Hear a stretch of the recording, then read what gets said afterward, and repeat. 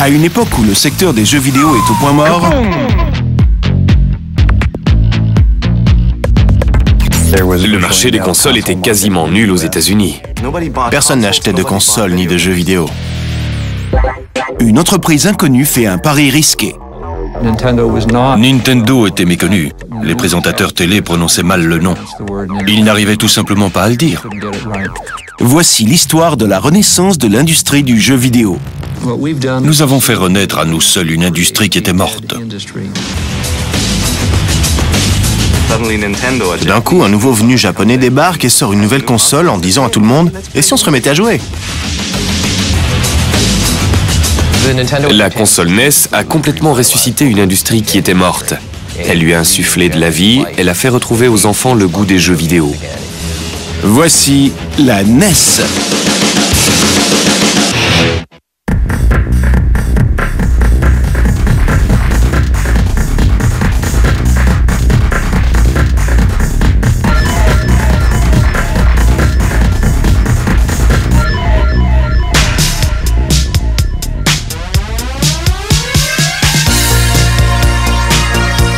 Alors que le disco vit ses dernières heures et que Jimmy Carter perd l'élection présidentielle face à un acteur hollywoodien nommé Ronald Reagan, la flamme de l'Amérique pour les jeux vidéo s'éteint.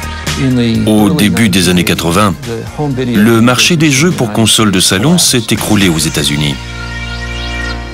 Le marché des consoles était quasiment nul aux États-Unis. C'était après l'effondrement d'Atari. Alors, les joueurs ont fait un pas en arrière. Ils ont ouvert la porte et sont sortis au soleil. Pendant un moment, ils ont fait autre chose. Personne n'achetait de console ni de jeux vidéo. C'était dû en grande partie au fait qu'ils s'étaient lassés des jeux. Leur qualité n'était pas suffisante pour donner aux joueurs l'envie de continuer. On en parle généralement comme de la débâcle d'Atari. Le secteur des jeux vidéo était largement dominé par Atari, mais l'entreprise s'est complètement effondrée.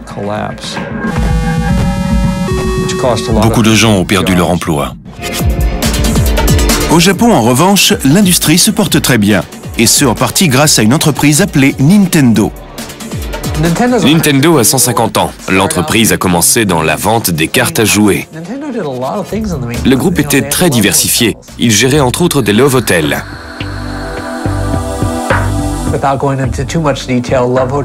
Sans vouloir entrer dans le détail, ces hôtels étaient très rentables parce que les chambres pouvaient être louées 5 ou 6 fois dans une nuit. Et cette activité s'est arrêtée, mais il en avait beaucoup d'autres. On visait aussi les particuliers avec les jeux électroniques Game & Watch. En fait, on était présent sur le marché des consoles portables avant d'investir dans les consoles de salon. Ensuite, ils se sont essayés aux jeux sur bornes d'arcade. Leurs premières tentatives n'ont pas été très concluantes. Ils ont fait un jeu, Sheriff, qui n'était pas trop mauvais. Ils ont créé Radarscope, un jeu qui a plutôt bien marché au Japon, mais pas aux États-Unis. Au Japon, Nintendo remporte son plus beau succès avec la Famicom, une console de jeu unique développée par Masayuki Uemura. Au départ, c'était Family Computer. C'est comme ça qu'ils l'ont lancé à l'origine. Ensuite, ils l'ont raccourci en Famicom. La Famicom a été commercialisée en 83. Son lancement a été une très grande réussite. L'effondrement du marché des jeux pour consoles de salon était vraiment propre aux États-Unis. Le Japon ne l'a pas connu. C'était une minuscule console 8 bits, rouge et blanche. Elle avait une allure assez drôle, toute petite, à peu près grande comme ça, mais les jeux qui se jouaient dessus étaient vraiment très sympas. La console a été bien accueillie en raison du graphisme amélioré du produit. Et aussi parce que les jeux qui allaient avec étaient vraiment très bons. Alors les ventes ont décollé. Le succès a été incroyable. Nintendo prend la décision risquée de lancer la Famicom aux États-Unis au pire moment qui soit. L'industrie du jeu était en pleine tourmente. Tout d'un coup, un nouveau venu japonais débarque et sort une nouvelle console en disant à tout le monde « Et si on se remettait à jouer ?» Mais la Famicom va d'abord devoir être adaptée au marché américain. Elle ne correspondait pas au style américain. Elle avait une esthétique assez enfantine, et puis on ne voulait pas simplement d'une nouvelle plateforme de jeu. Tous les distributeurs nous disaient encore, mais ça a déjà été fait, on vient d'en sortir, pourquoi le refaire? Il fallait imaginer quelque chose de plus américain et de plus attractif. Nos concepteurs ici à Nintendo of America ont pensé qu'il fallait lui donner une apparence un peu plus high-tech. Nintendo of America transforme la Famicom en un nouvel objet appelé Advanced Video System. Il comprenait un synthétiseur et un clavier. La console en elle-même était très plate et élégante, grise et blanche. L'Advanced Video System était vraiment ultra plate. Elle faisait à peu près ça d'épaisseur et les cartouches se chargeaient sur le dessus. On l'a donc présenté au salon Consumer Electronics Show. Les réactions des distributeurs ont été très négatives. Personne n'en voulait. Personne ne voulait y toucher. Personne n'était intéressé parce que c'était une console de salon. Quand on est revenu du salon, notre président, M. Arakawa, nous a fait venir avec les concepteurs et nous a dit « Voilà la forme de ce que nous voulons produire ici, la NES. Est-ce que vous pouvez en faire un bel objet? Vous avez 1 heure pour ça. » Alors on est retourné à nos tables à dessin. On était assez énervés parce qu'on avait passé un temps fou sur l'autre design. Et en 1 heure, on a imaginé ce gris et cette bande plus claire sur le dessus. On lui a présenté et boum, c'était ça. On a abandonné les 2 claviers, il y avait un lecteur de disquette et ça aussi, ça a disparu. Il ne restait plus que les 2 contrôleurs et le boîtier. L'insertion de la cartouche dans une fente en façade n'est pas la seule caractéristique qui distingue cette console des autres. Il y avait ces contrôleurs bizarres avec un contrôleur multidirectionnel en forme de croix. J'étais un peu perdu parce que jusque-là, j'avais l'habitude d'utiliser des manettes pour jouer et 2 boutons rouges. Ça me faisait bizarre, mais finalement, on s'est dit, c'est pratique et ça marche bien. Le groupe japonais approche ensuite Atari pour lui proposer un partenariat. Le marché qu'on leur a proposé était de leur vendre le produit sur la base d'une licence OEM, en donnant à Atari la possibilité de le distribuer non seulement aux États-Unis, mais aussi dans le monde entier.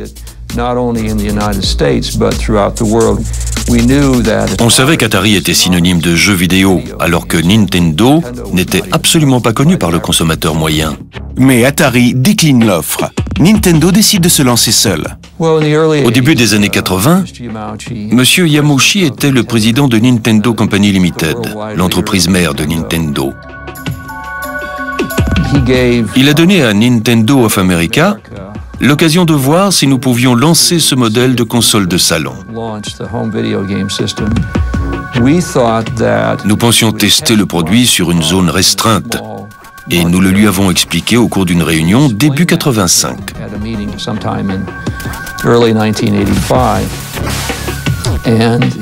Il a levé les mains et a dit « Non, le marché test sera New York.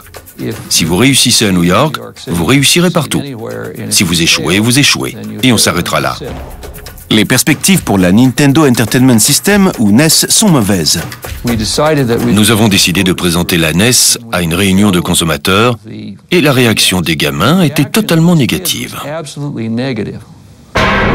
C'était incroyable. Pour les experts, la meilleure chose à faire, au vu de ces résultats, c'était de ne pas commercialiser le produit.